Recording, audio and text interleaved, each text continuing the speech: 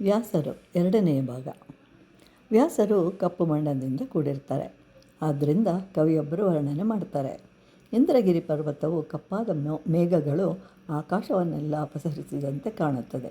ಹಾಗೆ ಇಂದ್ರಗಿರಿ ಪರ್ವತವು ಎದುರಿಗೆ ಬಂದು ನಿಂತಂತೆ ಇತ್ತು.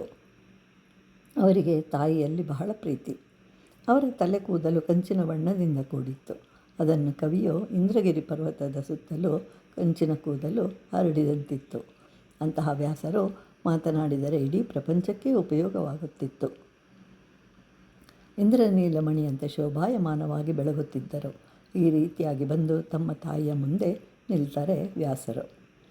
ಚಂದ್ರವಂಶವು ಅಲ್ಲಿಗೆ ನಿಲ್ಲಬಾರದು ಅಂತ ಹೇಳಿ ತಾಯಿಯ ಮಾತಿಗೆ ಒಪ್ಕೊಳ್ತಾರೆ.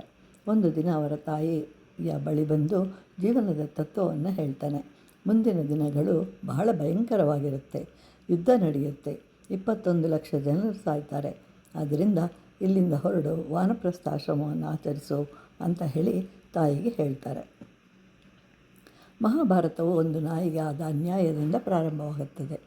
ಜನಮೇಜಯನು ಸರ್ಪಯಾಗ ಮಾಡುತ್ತಿರುವಾಗ ತಾರಮೇಯ ಎಂಬ ನಾಯಿ ಅಲ್ಲಿಗೆ ಬಂತು. ಆದರೆ ಜನಮೇಜಯನ ಮಕ್ಕಳು ಮತ್ತು ತಮ್ಮಂದಿರು ಅದನ್ನು ಹೊಡಿತಾರೆ. ಆಗ ಇದರಿಂದ ಜನಮೇಜಯನಿಗೆ ದುಃಖ ಉಂಟಾಗುತ್ತೆ. ಆಗ ವ್ಯಾಸರು ಶಿಷ್ಯನನ್ನು ಕಳಿಸ್ತಾರೆ. ಆಗ ಜನಮೇಜಯನಿಗೆ ಶಾಂತಿ ಸಿಗುತ್ತೆ. ಹೀಗೆ ಮಹಾಭಾರತ ಪ್ರಾರಂಭವಾಯಿತು. ಅದೇ ರೀತಿ ಒಂದು ನಾಯಿಯಿಂದಲೇ ಮುಗಿಯುತ್ತದೆ.